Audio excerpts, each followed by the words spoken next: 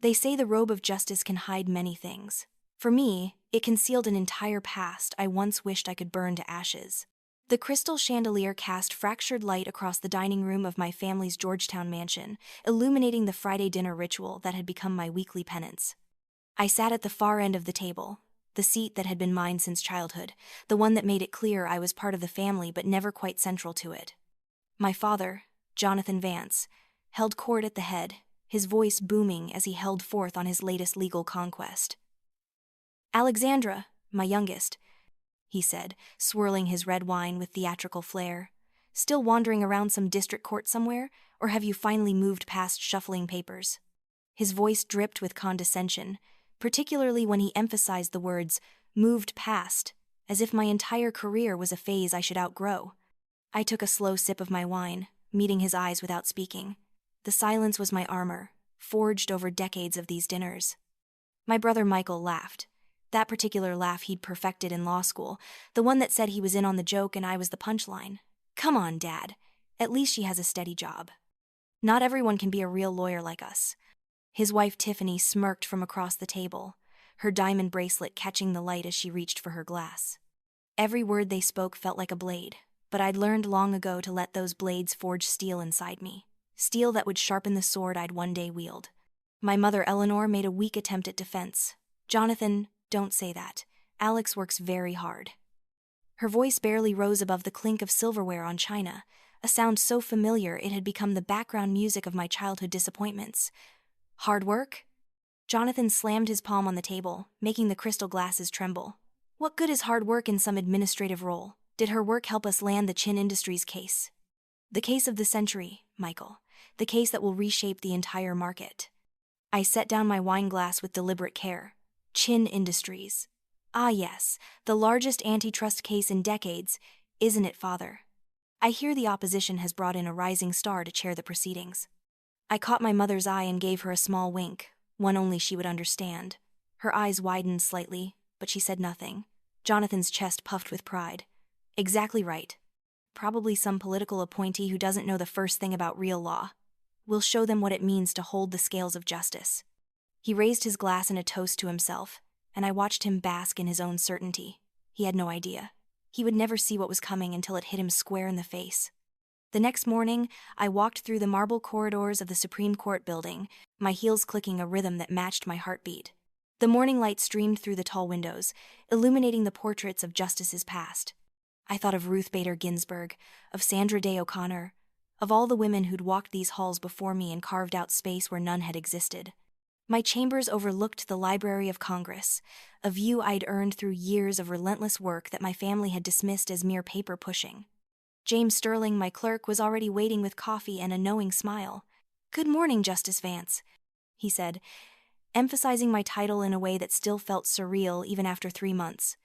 "The press room is packed. Michael Vance is out there holding forth about his brilliant legal strategy to anyone with a microphone."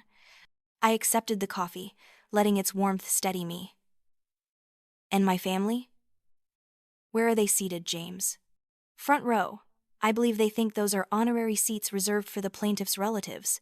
Your brother was actually bragging that he'd explain the law to you during the recess." I felt a smile tug at my lips, cold and sharp. Every word of contempt, every dismissive glance they'd given me over the years had become bricks in the foundation of the throne I now sat upon. They just didn't know it yet. I reviewed my robe one final time, running my hand over the rich black fabric. Then I turned to my notes, particularly the section on Richardson v. Thompson, a case Jonathan had once mocked when I'd written a paper on it in law school.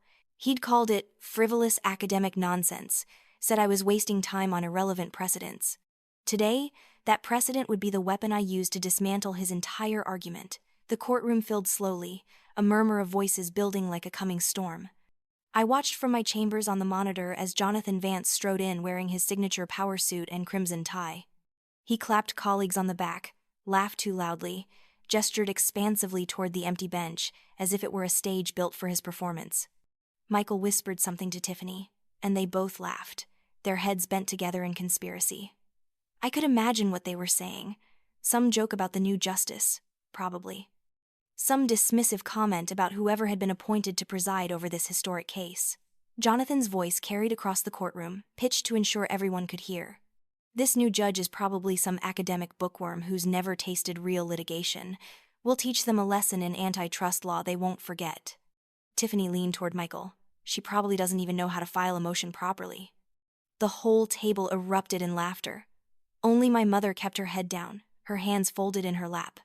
I'd told her 2 weeks ago, sworn her to secrecy. The joy in her eyes had been worth every year of silence I'd endured. I straightened my robe and nodded to James. It was time. The bailiff's voice rang out, commanding and clear. All rise. The double doors to the judicial chamber opened. Light from the tall windows flooded through, casting my shadow long across the courtroom floor as I stepped forward. The room seemed to hold its breath, the silence so complete I could hear the rustle of my robe. The Supreme Court of the United States is now in session, the bailiff announced, his voice filling every corner of the room. The Honorable Justice Alexandra Vance presiding. I watched it happen in slow motion. Jonathan Vance had been reaching for his briefcase, preparing to sit. He froze mid-motion, his eyes locked on me as I ascended to the bench. The briefcase slipped from his fingers, hitting the floor with a thud that echoed in the stunned silence. Michael's mouth fell open. Tiffany's water glass slipped from her hand and shattered on the marble floor, the crash punctuating the moment like an exclamation point. My mother's face was wet with tears, her hands pressed to her mouth, joy radiating from her like light. The feeling of watching my father's face drain of color, of seeing my brother's smug certainty crumble into confusion, was sweeter than any victory I'd ever achieved. This was the moment I'd been building toward since the first time Jonathan had told me I wasn't smart enough for real law, since the first time Michael had patted my head and called me the family's little paper pusher. I settled into my chair, arranged my papers, and let the silence stretch just a moment longer.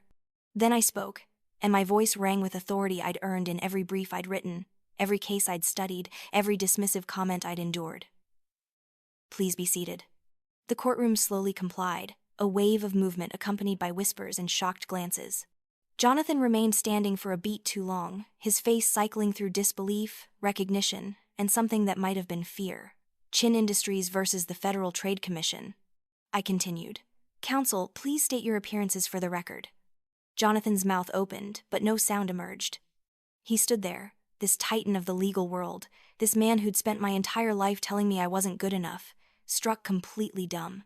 Counsel, I repeated, with just enough edge to remind him that this was my courtroom now. Please identify yourself and your role for the record. His face flushed crimson. J. Jonathan Vance, he managed, his voice cracking. For the plaintiff, Chin Industries. Thank you, Mr. Vance. I deliberately used the formal address, stripping away the familiar relationship, establishing the professional distance that would govern this proceeding. Let's begin with your argument regarding Richardson v. Thompson. You seem to believe it supports your market consolidation theory. However, according to my understanding, and I did write an extensive analysis of this case several years ago, footnote 23 of the controlling opinion directly contradicts your position. Unless you're suggesting the Chief Justice was mistaken? I watched sweat bead on his forehead as he frantically flipped through his files. Michael was doing the same, their expensive briefcases spilling papers across the table in their panic. I believe if the court reviews the majority opinion rather than the footnotes, Jonathan started. Mr. Vance, are you actually suggesting to this court that footnotes in Supreme Court opinions are mere suggestions? That seems like a creative interpretation of judicial authority. Tiffany was glaring at me now, her perfectly made-up face twisted with resentment. The other lawyers at Jonathan's table were exchanging worried glances, whispering behind their hands. I continued, each question a precisely aimed arrow hitting its mark. I cited precedents I'd studied for years, the ones Jonathan had dismissed as academic exercises. I referenced briefs I'd written that he'd never bothered to read. Every piece of knowledge I'd accumulated while being told I was wasting my time became ammunition in a battle I'd been preparing for without even knowing it. Mr. Vance, in your brief you cite extensively to the Berkshire decision, but you seem to have overlooked the fact that it was partially overturned 3 years ago. Were you aware of that development in the law? Jonathan's face went from red to pale. Your Honor, It was in all the major legal journals. I wrote the headnote for the Harvard Law Review, actually. Perhaps you don't subscribe? Michael tried to help, leaning over to whisper urgently to his father, but I could see from here that he was equally lost. All those years of them dismissing my work, calling it pedestrian, calling it administrative, and they'd never bothered to actually read what I was writing. Never imagined that the daughter they'd relegated to the margins was building expertise that would one day tower over theirs. Let's move on to your standing argument, Mr. Vance. You claim your client has suffered particularized harm under the Lujan standard, but I'm looking at your complaint, and I'm not seeing the concrete injury required. Would you like to clarify? Or shall we discuss why this case might need to be dismissed on jurisdictional grounds before we even reach the merits? The word dismissed hung in the air like a guillotine blade. Jonathan's entire case, the one he'd been crowing about for months, the one that was supposed to reshape antitrust law and cement his legacy, was crumbling under the weight of its own inadequate preparation. "Your Honor," Jonathan said, his voice desperate now, stripped of all its earlier bravado, "perhaps we could request a continuance to address these issues." "A continuance, Mr. Vance? This case has been pending for 18 months. How much more time does one of the country's most prominent law firms need to prepare a basic jurisdictional argument?" I watched him struggle, watched him realize that there was no escape. Every door he tried to open, I had already locked. Every argument he made, I had already anticipated and prepared to demolish. Finally, I leaned forward, my voice dropping to a tone that carried to every corner of the silent courtroom. "Mr. Vance, I believe last night at dinner you mentioned something about people who do the paperwork. I want to assure you that my filing system is extremely thorough. I drafted this decision myself." His eyes widened as he understood. Last night's dinner. The dismissive comments made in the privacy of our family home were now being thrown back at him in the most public forum imaginable. "And regarding your comment that someone needed to explain the law to me during recess," I continued, glancing briefly at Michael, who looked like he wanted the floor to swallow him whole, "I think I have a sufficient grasp of the legal principles at issue. In fact, I'd say my understanding significantly exceeds what's been presented to this court today." I let the silence settle again, let them feel the full weight of their humiliation. Then I delivered the final blow. "This case is dismissed for lack of standing. The plaintiff has failed to demonstrate the concrete and particularized injury required under Article 3 of the Constitution. Mr. Vance, I suggest you review the fundamentals of federal jurisdiction before bringing your next case to this court." I lifted my gavel and brought it down with a sharp crack that seemed to echo like thunder. "This court stands in recess." Jonathan collapsed into his chair, his face a mask of shock and defeat. Around him, his colleagues were gathering their papers with barely concealed panic, whispering urgently about appeals and strategies, but we all knew the truth. There was no appeal from this. No second chance. The case of the century had ended before it began, demolished by the daughter he'd called useless. I stood, preparing to step down from the bench, and allowed myself to look directly at my family one last time. My mother was beaming through her tears. Michael and Tiffany looked stricken. And Jonathan just stared at me with an expression I'd never seen before, something between awe and devastation. "Although," I said, my voice carrying across the courtroom one final time, "I trust our family dinner this evening will proceed as scheduled. I do hope everyone can find their proper seat this time." The comment landed exactly as intended, a reminder that the power dynamics in our family had shifted irrevocably. The courtroom erupted in whispers as I descended from the bench, my robe flowing behind me like a cape. I walked through the center aisle, feeling the eyes of every spectator, every lawyer, every reporter following my progress. I passed my father's table without looking at him, though I could feel his gaze burning into me. Let him watch. Let him understand that the daughter he'd dismissed had risen higher than he ever would, that all his contempt had only made me stronger. In my chambers, James was waiting with a knowing smile. "That was magnificent, Justice Vance." I removed my robe carefully, hanging it on its designated hook. "It was necessary, James. Sometimes justice requires a personal touch." That evening, I arrived at the Georgetown mansion at precisely 7 o'clock. The same chandelier cast the same fractured light, but everything else had changed. I walked into the dining room where my family was already seated, the tension so thick I could taste it. Jonathan sat at the head of the table, but his usual commanding presence was diminished. Michael and Tiffany were subdued, their earlier smugness replaced by a careful neutrality. Only my mother looked happy, her eyes bright with pride. I didn't take my usual seat at the far end. Instead, I walked to the head of the table and stood beside my father's chair. He looked up at me, confusion and something that might have been respect flickering across his face. "I believe it's time for a new seating arrangement," I said quietly. "Don't you think, Father?" For a long moment, he just stared at me. Then, slowly, He stood and moved to the seat I'd occupied for 30 years, the seat that signaled presence without power, inclusion without respect. I sat down at the head of the table, in the seat of authority that had always been his. My mother reached over and squeezed my hand, her touch warm and affirming. "Let's eat," I said, and picked up my wine glass. The dinner proceeded in near silence, such a stark contrast to the usual bombast. Every few minutes, I'd catch Jonathan staring at me, as if seeing me for the first time. Michael kept his eyes on his plate. Only Tiffany dared to meet my gaze, and what I saw there wasn't respect, just resentment, barely concealed. "Alexandra." Jonathan finally spoke, my full name sounding strange in his mouth.